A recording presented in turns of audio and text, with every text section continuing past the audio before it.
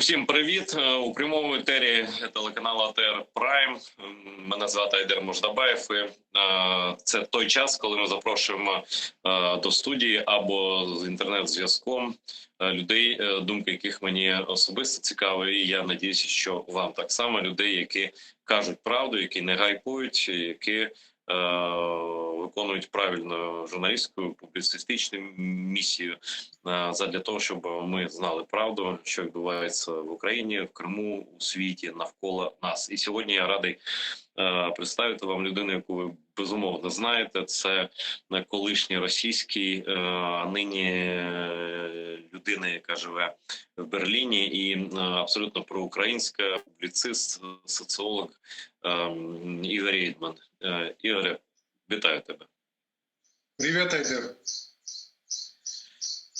Ти живеш, я перейду відразу на трофейну мову, як я її називаю, щоб ти розумів мене добре, щоб у нас усі в різних країнах, хто дивиться, розумів, і навіть в Україні-агресорі, бо насправді інтернет працює в Росії. Це липа, що там нічого не чутно, все бачить, ну не все може бути, але переважно більшість того, що ми говоримо, в Росії видят и слышат. И вот как раз с этого я хочу начать. Не с Германии, о которой мы попозже поговорим, но с оценки твоей и оценки, которую ты слышишь из разных источников. Но в первую очередь твоей оценки вчерашнего дня, который ознаменовался выступлением русского фюрера на параде и одновременно ракетным обстрелом Одессы, значит, советскими ракетами 60-х годов. Вот что это было и о чем может свидетельствовать вчерашний день, в котором живет Путин?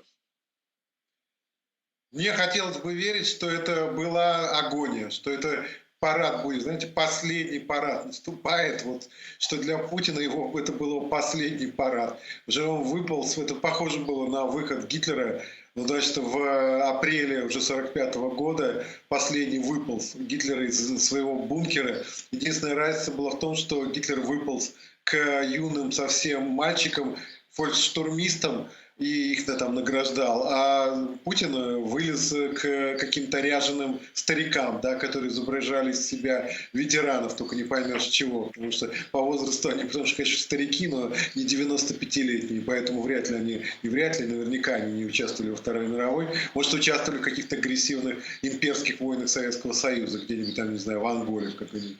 Но факт остается фактом, что фашизм у нас в России пенсионерский, соответственно, и формат мероприятий пенсионерский. У Гитлера фашизм был такой молодой, задорный до какого-то момента, и опирался он на молодежь, на такую идеологически мотивированную, активную, пассионарную молодежь. А российский фашизм, он опирается на таких старых пенсионеров, которые сидят около телевизора, на таких пожилых телезомби. И вот, соответственно, к этим вот своему электорату телезомби Путин и вышел. Вот. Но выглядел он при этом, почему похоже на Гитлера, потому что выглядел при этом таким жалким и больным, каким-то с ощущением того, что вот я на него смотрел, у него было такое ощущение, что он как бы внутренне уже подорван, что у него как бы вот его самоуверенность и такая самовлюбленность, вера в свою звезду, что называется, свой успех, она уже сломлена. Что он внутренне такой сломленный уже человек, который еще пыжится, но уже хребет-то у него украинцы надломали очевидный, что еще чуть-чуть надавить, и сволочь посыпется окончательно. И вот такое ощущение у меня было не только у меня, я это смотрю даже по своей фейсбучной ленте, многие мои друзья также считают. А что касается, да, обстрела одновременно Одессы и Киева, это, конечно, то есть он одновременно клал цветочки к памятнику Одессе, и Киев одновременно обстреливал Одессу. Это абсолютно его стиль, я уже писал об этом 10 лет назад, да, что среди всех персонажей русской литературы Путину больше всего подходит образ Иудушки Головлева. Потому что это не просто подлец конченый, да, а это такой очень лицемерный, ханжеский такой подлец, циничный и одновременно лживый, такой слащаво лживый. в России, в мире, и даже в России были диктаторы и покровяли Путина, которые уничтожили там десятки миллионов людей. Сталин, Гитлер, например.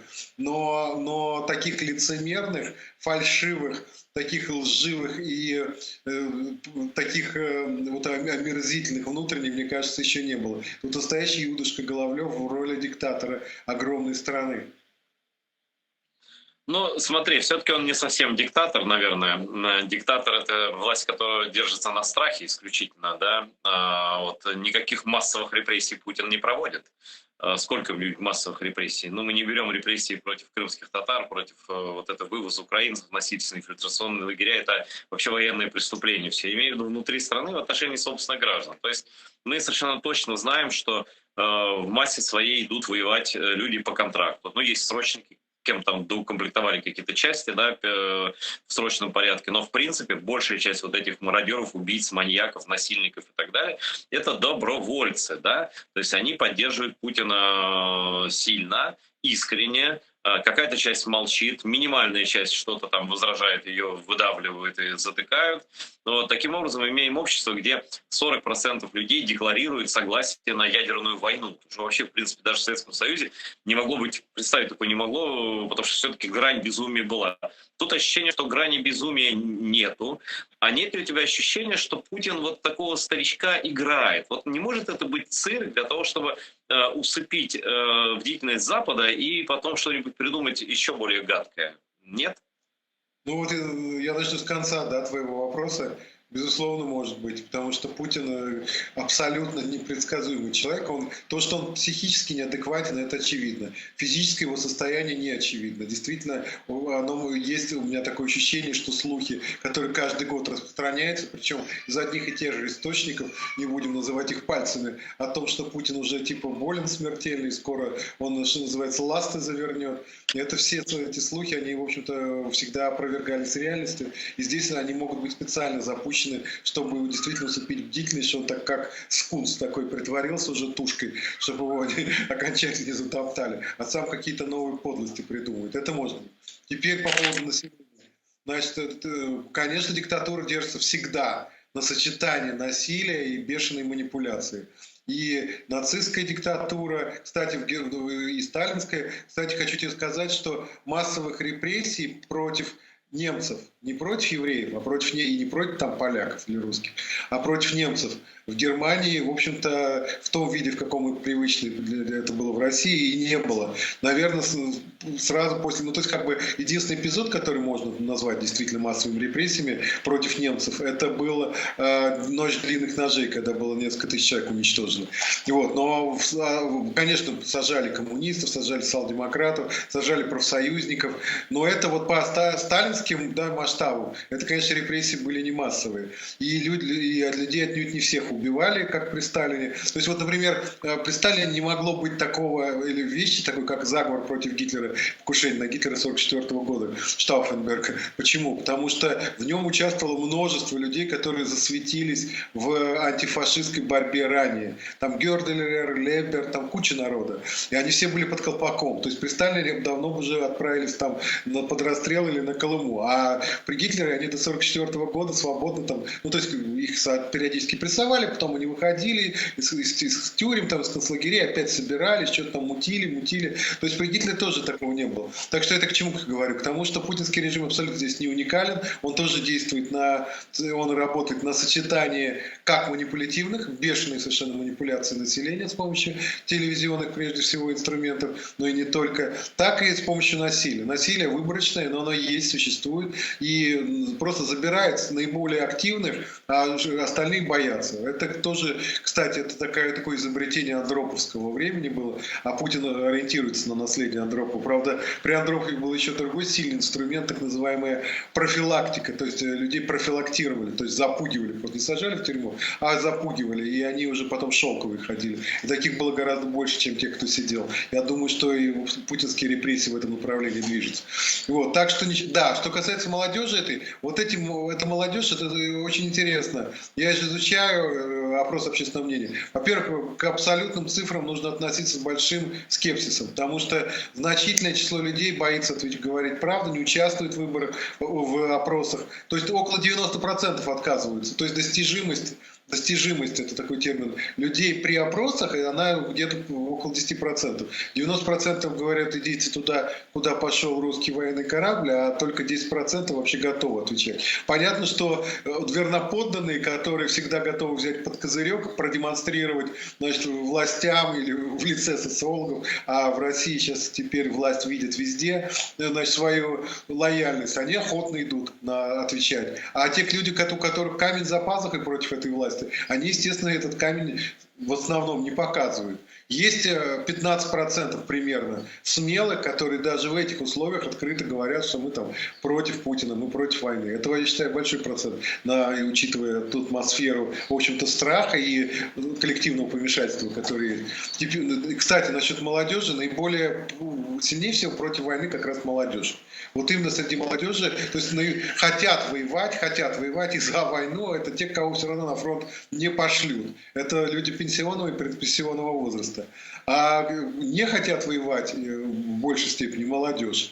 Парадокс заключается в том, что, да, и причем что характерно еще, что воинственные – это такой нижний слой среднего класса. А те, у кого самые бедные, те, у кого хватает денег только на еду, они тоже в большей степени против войны. То есть получается так, что воюет голодная молодежь, и эта же голодная молодежь больше всего против войны.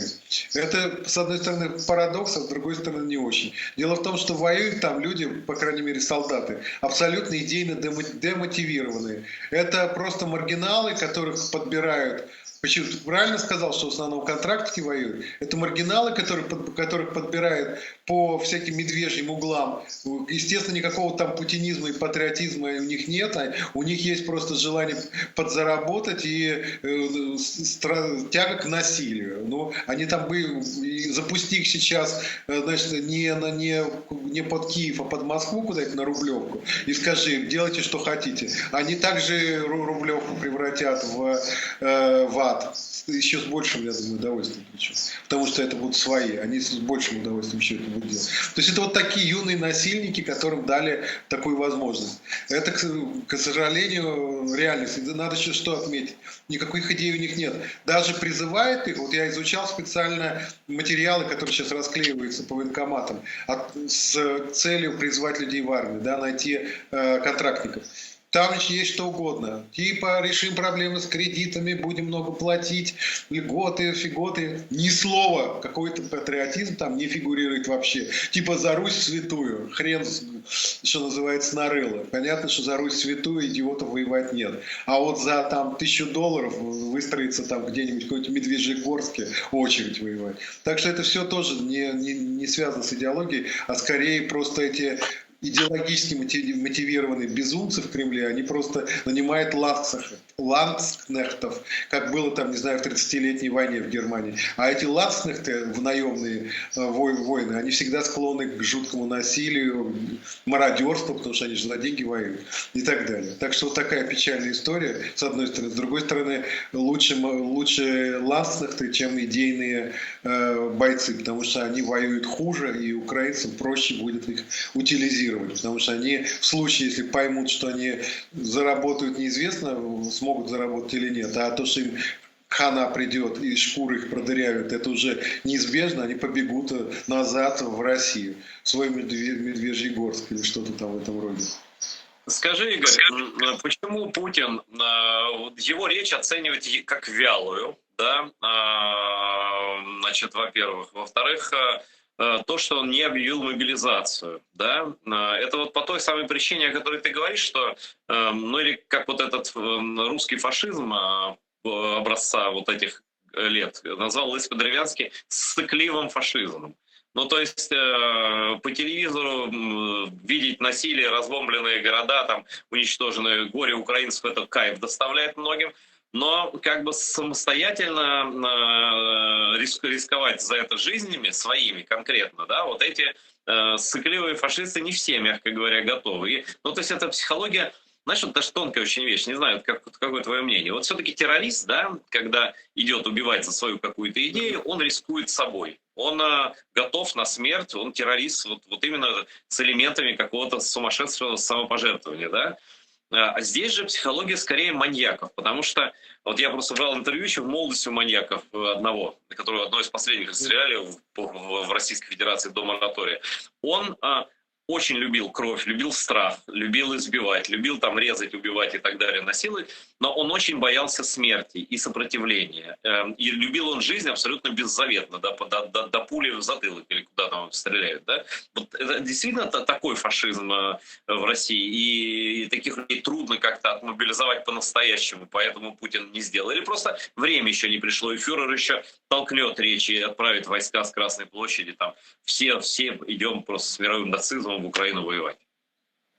Да, он трусит, конечно, ты прав. Он трусит объявлять всеобщую мобилизацию или что-то в этом роде. Он трусит, потому что это решение не нашло бы в поддержке в обществе. Вот решение о тотальной войне, абсолютно точно. И это тоже видно по тем же социсследованиям независимым, которые тоже есть, результат которых как сильно искажены, как понятно из-за страха респондентов, но по ним можно, если их детально анализировать, некоторые закономерности выловить можно. Конечно, это решение было бы не поддержано, это привело бы, я считаю, что это бы добило этот режим. Во-первых, как бы это обрушило всю пропагандистскую конструкцию. Ведь люди, россияне, да, большой процент от болота такого, процентов 40, может даже 50, они просто вообще не понимают, что происходит. Они до сих пор верят в сказки про спецоперацию, про какие-то точные удары, про бандеровцев и уверены, что в их-то дома эта война точно не придет. А тут если им скажут: слушайте, ребят, у нас всеобщая мобилизация, давайте собираем манатки и вперед воевать. Как же так? Обманули, настоящая война, а мы-то думали. И в таком духе. То есть это как бы обрушило всю эту пропагандистскую конструкцию, которую они эти все месяцы создавали. И, конечно, лишило бы режим стабильности. Это был бы мощный удар. Я уже не говорю про экономические последствия, и я уже не говорю про то, что множество людей просто бы побежало из страны. И сейчас бегут сотнями тысяч, а так бы побежали миллионами, если не десятками миллионов из страны. Люди призывного возраста, не призывного, а военнообязанные мужчины. Вот. Причем через все границы. Да. Вот. То есть это вот как в свое время мы вспоминали Гитлера и нацизм, они были, молодежь нацистская была идейно мотивированная. Сейчас их нет, этих идейно мотивированных, или их очень мало. И если Геббельс кричал там после поражения в Сталинграде: вы готовы к тотальной войне? И огромный стадион орал: да, мы готовы к тотальной войне. Вот если бы Путин начал орать: вы готовы к тотальной войне, я думаю, стадион бы разбежался. Даже он согнали бы, например, самых бы лохов бы согнали, там, бюджетников, он бы крикнул: вы готовы к тотальной войне. И так: а чего? Народ бы так вот тихонечко, бочком, пока в армии не призвали, там, к выходу, да, знаешь, как в песне такая была: мы смело в бой пойдем, и мы за вами. И как один умрем, умрите сами. Вот примерно так же рассуждают россияне, абсолютно, в большинстве своем. Есть как бы... Но тогда, слушай, Игорь, когда это я говорю, это одно, но ты социолог, правда, всю жизнь, да? И ты эти процессы видишь на протяжении там многих лет. То есть, в принципе, значит, за Путиным и никогда и не было такого. Это просто психология там мародеров, халявщиков, насильников, убийц и не более, в принципе, того. То есть он им нужен, пока он успешен. Если он не успешен, а он не успешен, да, то что-то может произойти внутри той страны, которая по ошибке еще называется Российской Федерацией. И при каких обстоятельствах, если может. В верхах, в низах, в середине общества, как угодно. Ну смотри, дело в том, что, конечно, есть и такие идейные фашисты, есть, но их меньшинство. Ну вот процентов 15. По большому счету они были всегда. И вот эти соцопросы их отлавливали всегда. И что и характерно, их процент не очень сильно колебался.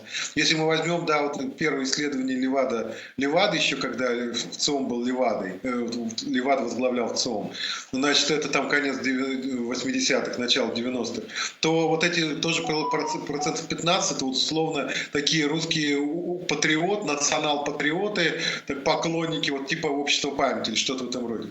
Но они, их было немало, но они проиграли все выборы, потому что их было меньшинство. И сейчас их меньшинство. Это вот люди вот условно взглядов и типажа Прилепина какого-нибудь маньяка или Проханова. Ну, вот. Но, как я уже сказал, большинство это... Да, есть столько же примерно людей, которые открыты против власти, против войны и прочее. Но большинство не они, большинство это болото. И это болото, правильно, она может пойти воевать, и то часть только, незначительная часть, только за бабки. Они им в идее эти все нафиг не нужны. Причем надо сказать, что среди этих нацистов тоже преобладают пожилые люди.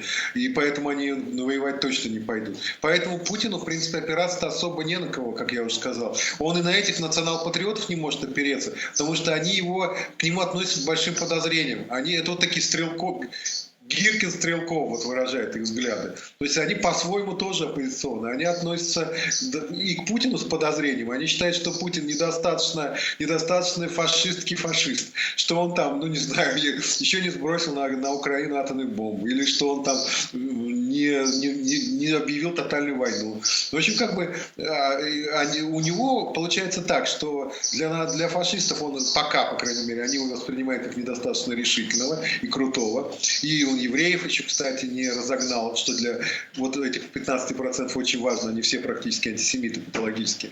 Еще какие-то олигархи остались живые, это им тоже не нравится. То есть он даже на этих не может опереться. Болото, да, это его опора, но болото может в любой момент качнуться в другую сторону. И маятник в этом болоте уже начал качаться. Болоту, конечно, нужен успешный лидер, при котором это болото может нормально существовать, может быть, там по телевизору смотреть на войну, но чтобы ни в коем случае не страдать самим ни от войны, ни от его последствий, чтобы у них все было и в холодильнике, и на столе, и чтобы проблем особых не было. Если они видят, что Акелла промахнулась, и их вождь уже не является гарантом их мещанского благополучия, естественно, они от него откажутся. Есть какие-то уже признаки, что маятник этот уже...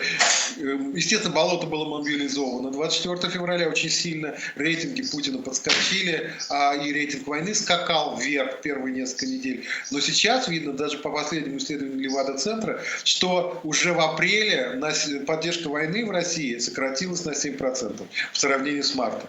А рейтинги Путина и власти практически застыли. Там минус мало, минус 1-2%. То есть маятник вот этот поддержки войны Путина, он дошел до своего предела, вот где-то недели через 2-3 после начала войны, застыл там, а сейчас начал медленно качаться в другую сторону. Если война, не дай бог, продлится, я надеюсь, что Россию разгромят довольно быстро, по крайней мере, в ближайшие месяцы. Но если она продлится, то этот маятник будет идти дальше все быстрее и быстрее. Потому что усталость от войны и ее проблем, связанных с ней, будет накапливаться. И разочарование тоже будет накапливаться. Они же все еще подсажены на наркотик победобесия. Им давай, вынь да положь победу. Я имею в виду российский быдлоплебс такой. Значит, телевизионный быдлоплебс, он ждет победы. Ему нужен этот наркотик. У него же ломка скоро начнется, если время идет, а где победа? Где? Надо же продемонстрировать. Где парад в Киеве? Где? Понимаешь? То есть это все пойдет в сторону отрицания уже этой войны, отрицания власти Путина.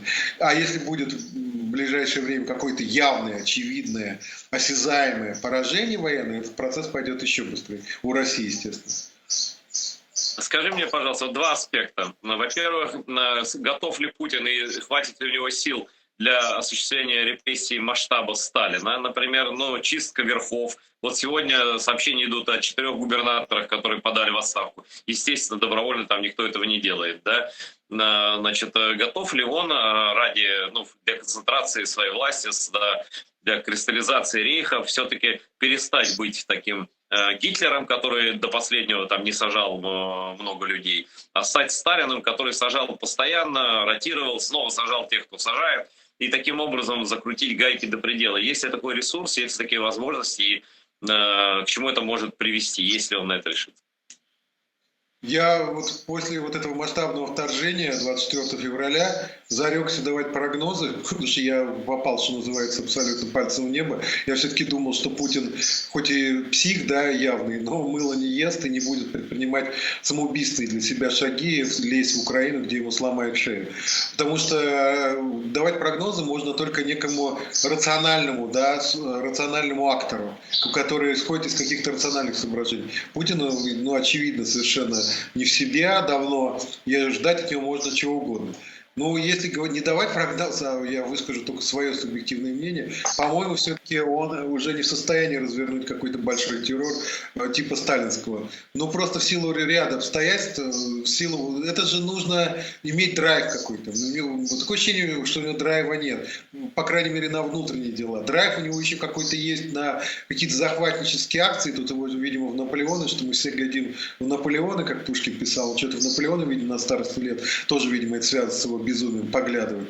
Но чтобы сейчас какой-то устраивать сталинский террор, что не похоже, мне кажется, вряд ли. Но репрессии будут усиливаться, и это уже видно, они уже усиливаются заметно. Но усиливается в основном против людей, которые действительно этому режиму в той или иной степени противостоят и ведут себя, скажем, вызывающе. Ну, те, кто даже среди таких оппозиционно настроенных людей, которые ведут себя достаточно тихо, они работают, в общем-то, спокойно совершенно до сих пор. Смотри, ну и, конечно, главный вопрос, наверное, который всех волнует, и вот Байден сказал буквально вот накануне, что его беспокоит то, что у Путина нет выхода из этой войны, и Байден сказал, мне надо думать, я должен подумать, что с этим делать. Но, наверное, хотя разведки и пока отрицают, наверное, Байден думает, что вот крыса, загнанная в угол, как это такой образ общепринятый. Кстати, сам Путин его, по-моему, в своей книге там где-то надиктовал, да, по вот эту крысу, загнанную в угол, то есть сам себя фактически с ней олицетворил, сейчас движется в подобном направлении, да, вот что способен ли он, способен ли его командование, способна ли его там элита окружения, я не знаю кто, жены, дети, дальше не будем, значит, способны ли эти люди, и лично он, и его окружение, действительно нанести первый ядерный удар, о котором декларативно, о желании которого говорят 40%, но мы понимаем, что это нерелевантно, раз только 10% отвечают, понятно, что это искаженная социология в любом случае. Да, вообще, конечно, тяжелая эта история. Если бы у Путина не было ядерного оружия, его режим бы уже давно снесли. Я думаю, что сейчас была бы коалиция не просто по поддержке Украины, а коалиция уже бы вводила войска в Украину. И уже... Да, в Москве уже все уже до Урала было бы, все бы уже деоккупировано. И...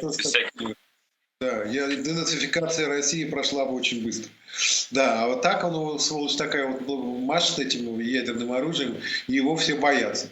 Но, в общем, опять-таки, если исходить из каких-то рациональных соображений, что, как я уже говорил, не совсем, наверное, надежно в этой ситуации, то знаешь, да, конечно же, что люди, которые размахивают ножом, они вряд ли его применяют. А те, кто применяет, они бьют сразу и так, чтобы в момент нанесения удара человек не ожидал именно этого удара. Поэтому то же самое с самоубийцами. Те самые люди, которые кричат, что я сейчас повешусь, они живут до 100 лет. А те люди, которые вот действительно хотят жить самоубийством, они это делают обычно неожиданно для окружающих. Так что здесь вот эта ситуация обычная, стандартная, она говорит о том, что, скорее всего, это, конечно, больше похоже на шантаж, а пойти на это он побоится, не решится. Вот. Но опять-таки все может быть, потому что клиент немного не в себе. Но Западу надо просто исключить эту вероятность ядерной войны из тех факторов, с которыми они считаются при принятии решений. Потому что если они все время об этом будут думать, то они будут все время ложиться под Путина. А чем будут они больше ложиться под Путина, тем ближе он будет подвигать мир к ядерной войне. Поэтому надо просто исключить это вообще из своих соображений и надеяться, что называется, на лучшее, потому что иного варианта нет. Что касается того, я думаю, что, конечно же, сейчас американские спецслужбы думают о том, как его устранить, Путина. Я просто в этом ни секунды не сомневаюсь, никакой информации, конечно, у меня об этом нет, но просто то, что говорит Байден, это свидетельствует о том, что это серьезные проблемы для них, просто проблема, наверное, номер один. Это такой проблемы не было никогда, потому что при тоже больном Сталине у России, у Советского Союза не было такого ядерного потенциала большого, а все-таки Хрущев, Брежнев там, и прочие Андроповы, они все-таки войны не хотели и были более-менее вменяемы.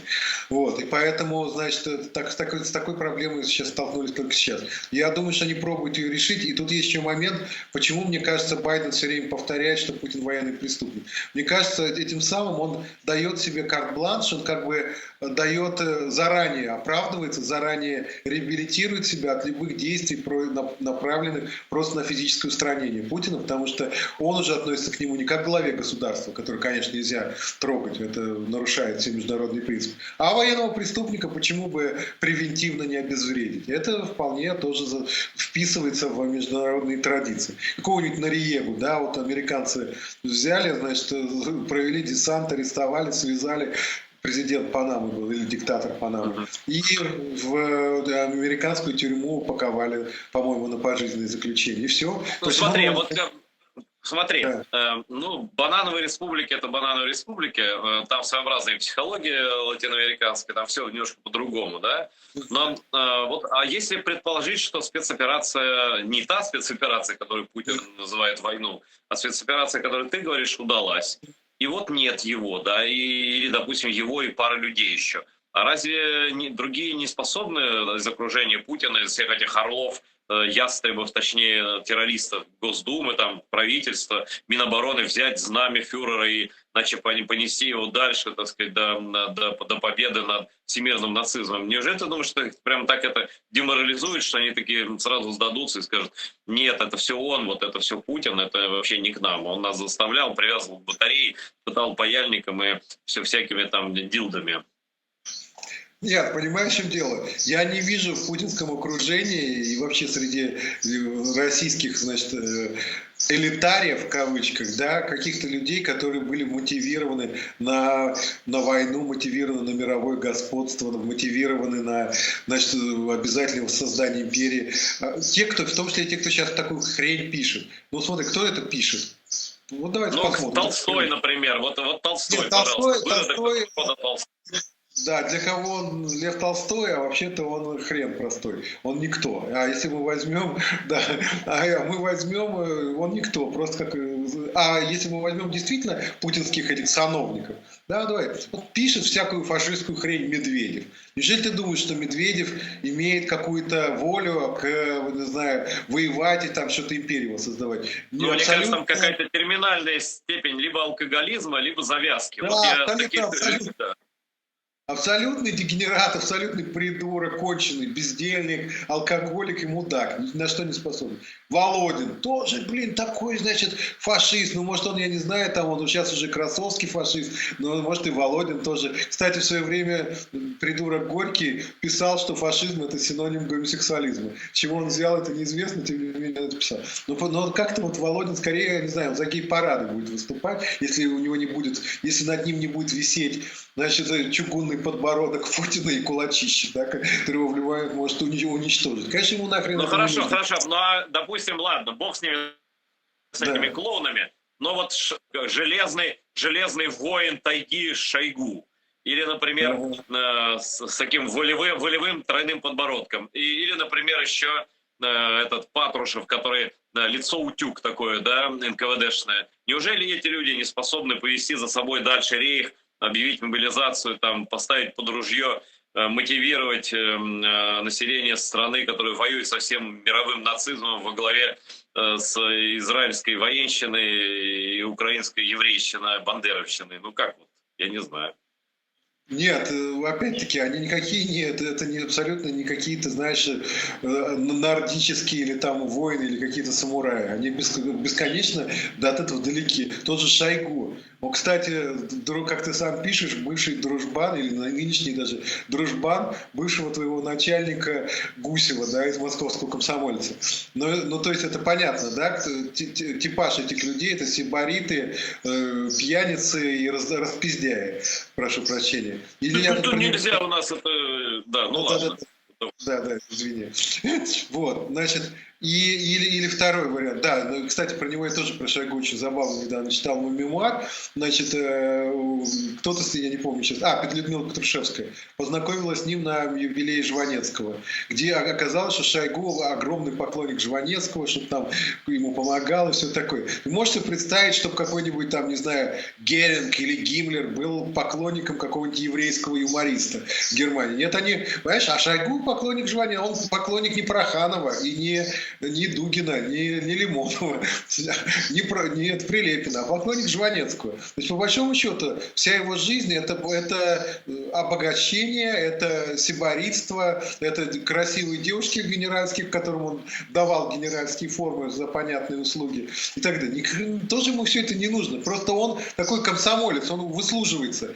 Путин сошел с ума, он привык выслуживаться перед Путиным, он понимает, что от Путина зависит все, его капиталы, карьера и даже свобода. Путина, значит, втельмяшилось в голову захватить Украину, Шойгу, как, значит, такой пионер, всегда готов, подстроился, всячески наврал ему, что он готов, раз начальник готов, то он, значит, готов осуществить волю начальника, подставил, ни хрена, естественно, не подготовил нормально, из того, что хотел Путин, и я думаю, что Путин на него зол, тем не менее, просто не хочет его менять, чтобы не расписываться в поражении своем. Ну, то есть он тоже, а нет Путина, и Шойгу опять за томиком Жванецкого будет глушить вискарь, дорогущий какой-нибудь Blue Label в кабаке. Слушай, вот, хорошо, давай поговорим, хорошо, действительно, ты, наверное, ты прав про этих людей, но давай поговорим о людях формата вот таких пропагандистов. Константин Эрнст, Павел Гусев, ну это вот Первый канал, Московский комсомолец, кто там НТВ сейчас управляет, я не знаю, какой-нибудь Добродеев, похожий на плюшевого ждуна, да? Вот на что они рассчитывают, за что они воюют, почему? Значит, там он начинает мне, бывший мой редактор, 20 лет, начинает мне писать, что он послал людей меня убить, например, вот физически. Вот что происходит? Это алкоголизм, завязка, наоборот, или они действительно верят в фюрера, что вот он всесилен, и они при нем, ну, вот этот Титаник расколет этот айсберг и дальше взлетит просто Титаник русского мира.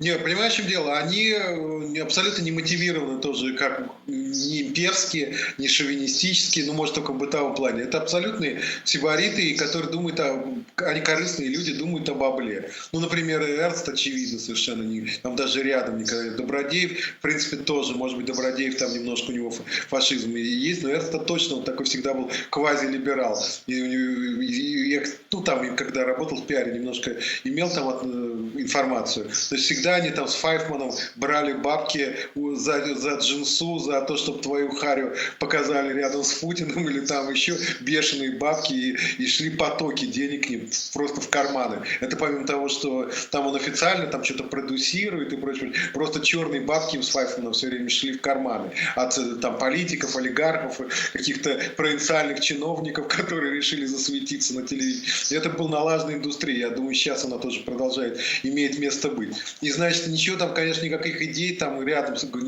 ничего не было. И у Гусева тоже абсолютно. Я считаю, что главное достижение Гусева в идеологической плоскости это то, что московский комсомолец впервые, по-моему, в России стал давать объявления о сексуальных услугах. Да, вот это, мне кажется, это... Ну вот а сейчас, смотри, ну почему эти люди, да, ну просто по логике, ну, наверное, какие-то мозги там все-таки есть, там, у людей формата вот этого, Эрнста и так далее. Но они же понимают, должны понимать, что вот ленд-лиз, уже это просто штамп на лбу уже, все, труп приговорен, никуда вы с ним уже никакие победы вы не одержите, да. Вы лишились всего. Там тот же этот бывший, нынешний, вернее, бывший для меня редактор этой газеты, он колоссальный миллиардер, да, там виллы во Франции, там все это уже безвозвратно утрачено, и, наверное, он понимает, что он навсегда. Да, и что, возможно, там и трибунал будет, и что там, и они все-таки надеются как-то проскочить, что-то там объяснить. Они живут в какой-то парадигме, что, ну вот фюрер типа нас ведет, но ведь он за это за все и отвечает сам, да. Мы что, мы люди маленькие, вот как это в русской литературе, да, сказал дочку привязать там к сосне зимой, ну привяжу, там, муму утопить, ну утоплю, а я тут при чем? Я человек подневольный там и так далее.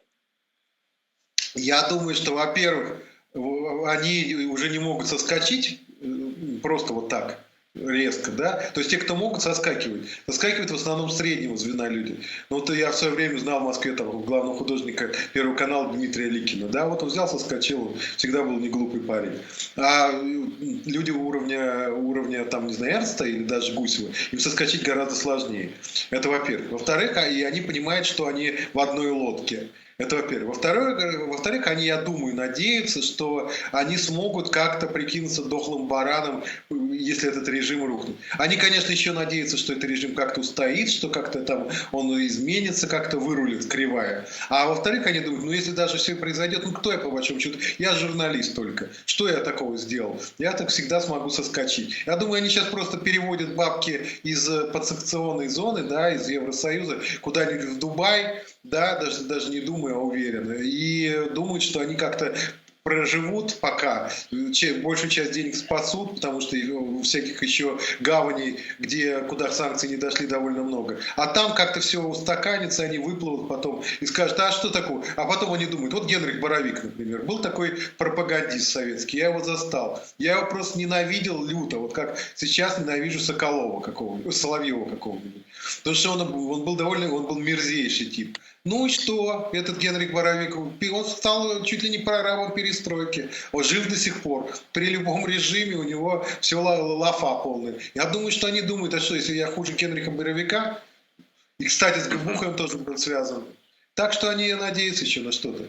Другой вопрос, что мне кажется, что этот крах будет гораздо более масштабный и более фундаментальный, что ли, чем был крах СССР. И вряд ли уже им удастся из-под обломков вот этого режима, которым они служили много лет верой и правдой, куда-то выбраться. Думаю, что у них не получится, но они надеются на лучшее. Давай поговорим последние, буквально 9 минут остается, про Германию, где ты живешь и где ты давно проукраинские акции устраиваешь еще с 2014 года и за крымских татар, за что тебе признательность большая от нас, от всех и твоим друзьям. Но мы эту акцию тут другую наблюдали. Значит, напали на журналистку Наталку Мосейчук и на съемочную группу канала украинского. Ведут себя россияне, причем, я так полагаю, с германскими паспортами, борзо. Значит, считают, что они победители до сих пор во всех войнах, да. Вообще, что и полиция безмолвствует, в принципе, да. Вот куда качнется дальше Германия? Потому что, конечно, поведение Германии очень стыдное, смотреть на это просто неудобно, какой-то испанский сором просто в сторону отворачиваясь, думаешь, господи, как же могут серьезные люди такую чушь нести, да? То не поддерживают Украину, то поддерживают, то обижают, то приглашают, то не приглашают. Вот глава Министерства иностранных дел сегодня в Буче, в Ирпени, да?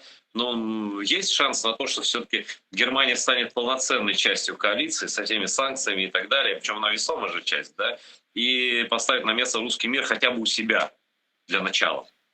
Ну, я тебе хотел бы сказать, что все-таки в этом году у нас в Берлине, по крайней мере, этих ребят, я имею в виду русскомировских, прессовали и довольно, ну скажем так, по немецким стандартам довольно сильно. Им запретили все флаги, все, значит, военную форму, знаки отличия военные. Ну, то есть, как бы, очень много чего запретили. И их было, кстати, меньше в этом году. Тоже было, конечно, тусовка, но было меньше. И они не так резвились, как были в прошлом. Другой вопрос, что полиция просто по немецкой идиотической, типа вот такой буквалистики, да, раз мы русским запретили флаги, значит, мы должны и украинцам запретить. И у нас же тоже были акции 8 и 9, и организовывала такая организация, тут «Демократия и я», молодые ребята из России в основном. И они, значит, принесли украинские флаги, их полиция отобрала.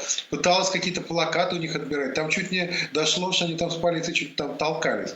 Буквально не дрались. Тут в Германии есть такая форма, что потолкаться называют. Вот. Но в конце концов все-таки провели свою акцию. Вот. И это была альтернатива как бы вот этому победобесию. Однако, как я уже сказал, немножко их начали прессовать. Это все-таки тенденция позитивная, что раньше такого не было. Да? Они тут даже, более того, 9 мая местные официальные власти с ними вместе возлагали какие-то венки туда-сюда. Сейчас такого уже нет, конечно. Вот. Что касается непоследовательной позиции Германии, ну, я вижу все-таки, что она непоследовательной, прежде всего, канцлер Шольц. Например, Бербак, она, в общем-то, довольно последовательная. Она все время за то, чтобы максимально помогать Украине. Но и он тут начинает уже, то есть под давлением общественного мнения, под давлением партнеров по коалиции, под давлением оппозиции в лице Мерца и христианских демократов, он так постепенно эволюционирует в сторону поддержки Украины. Он тут даже заявил, чуть ли не со слезами на глазах, что российская политика или Россия заставляет Германию поставлять вооружение Украине. То есть так ему не хочется, но Путин заставляет. Вот. Значит, я не жду от него, конечно, в любом случае какой-то такой последовательной позиции, какая есть там у США и Великобритании. Тем не менее, она будет радикализовываться. Позиция по время войны, это уже сейчас видно, в том числе и по вопросу вооружений. Что касается вопроса санкций, то здесь по вопросу нефтяного эмбарго Германия занимает нормальную позицию, то есть она как раз продвигает в Евросоюзе нефтяной эмбарго, и, надеюсь, оно будет принято. Там какие-то телодвижения скользкие делает Венгрия и, как ни странно, Греция с Кипром. Греция с Кипром не по поводу самой нефти, а по поводу транспортировки нефти в своих танкерах. Но Германия, в принципе, здесь позицию более-менее занимает. С газом посложнее, похуже, конечно. Они, кстати, не договорились с Катаром, к сожалению, о газе, потому что Катар очень жесткие условия поставил. Но будем надеяться, что и с газом тоже будут подвижки. Твое ощущение от ленд-лиза дошло до русских, что произошло? Не дошло? Понятно ли тебе, к чему это решение ведет? Честно тебе могу сказать, у меня нет до конца полной уверенности, что так будет, но так хотелось бы. Если американцы поставят в Украине свое современное оружие, российской агрессии, путинскому режиму придет крандец довольно быстро. Как, во-первых, они и так уже подорвались, да, очень сильно на попытках этого наступления, положили кучу людей, кучу техники. А если учесть, что американское и вообще западное оружие, современное только, надо иметь в виду, намного лучше, чем российское, и всегда побеждало российское, до этого советское, во всех войнах. И арабо-израильских, и даже в том же Ираке демонстрировали они, американцы, как они легко могут этих ихтамнетов уничтожать, используя одни беспилотники. То есть вот если это будет сделано, то вопрос будет решен. Но я, честно говоря, не понимаю, почему это не сделано раньше, потому что времени уже прошло довольно много, 2,5 месяца. И пока у меня нет очевидной уверенности, что это будет сделано в полной мере вот сейчас. То есть будут, безусловно, поставки, будет тенденция к тому, чтобы эти поставки расширялись, но то, чтобы поставить Украине самое современное оружие, самые современные беспилотники, самую современную электронику, самые современные, значит, танки там, и так далее, самолеты, в конце концов. До этого еще пока, к сожалению, далеко. И я тут начинаю подозревать, что они этого не делают, потому что боятся, что если Путин начнет очень сильно проигрывать и поймет, что все уже, крандец ему, что украинцы скоро будут у стен Кремля, то он шарахнет атомной бомбой. Я думаю, что других объяснений я здесь не вижу. А эта спецоперация, о которой мы говорили, она, к сожалению, пока не проведена. По обезвреживанию диктатора. Скажи мне, пожалуйста, и все-таки украинцы очень плохо сейчас относятся к россиянам. Очень плохо. Украинцы абсолютно уверены в том, что именно российское общество выгнало их из домов, разбомбило их города, уничтожило их просто сегодняшний день, и, возможно, переломало будущее, а многих просто лишило жизни. Одновременно опросы в Европе показывают, что там другая точка зрения. Там точка зрения такая, что это Путин во всем виноват, а россияне и Путин — это вообще разные вещи, и давайте это разделять. Да? Ну, как бы люди столкнулись напрямую с русским миром в Буче, который не сам Путин был. Да? Вот. У нас 3 минуты времени, и тебе вот как социологу вопрос такой: что это за феномен вот этого общества, которое одобряет все? И кто прав? Европейцы стратегически правы, что надо разделять Путина и русский народ, или украинцы, которые сейчас в большинстве своем не разделяют эти две категории?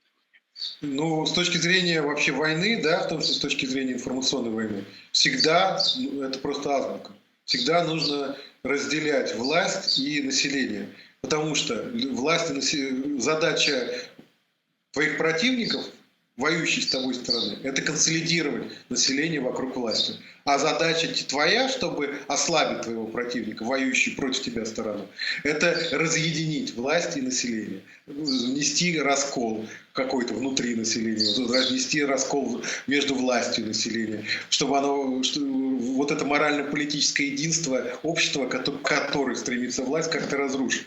Так что с точки зрения тактической, европейцы совершенно правы, что они транслируют россиянам такой месседж, что мы не против вас, мы только против этого режима, против Путина, против, значит, против фашизма, но не против Германии. Кстати, Сталин, конечно, был международный преступник, не хуже Путина, но в отличие от Путина был не глупый человек. И он совершенно не зря говорил: Гитлеры приходят и уходят, а немецкий народ остается. Именно для этого, не потому что он любил немцев, а именно для того, чтобы еще повлиять таким образом на немецкое, на немцев, на немецкое общественное мнение, чтобы расколоть. Ну, правда, Игорь, у нас к концу подходит время. Правда, это не помешало солдатам советской тогда уже армии заниматься мародерством, насилием страшным, абсолютно тотальным. И, в общем, в Буче русский фашизм показал свое и снова истинное лицо.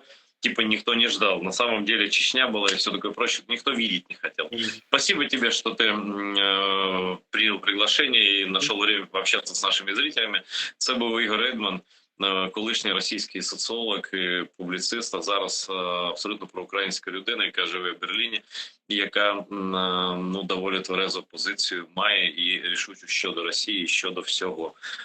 Дякую вам за те, що дивитеся АТР, дякую за те, що допомагаєте нам донатами. Це дуже важливо, бо нам майже ніхто не допомагає, але ми працюємо все одно, бо правда на нашому боці.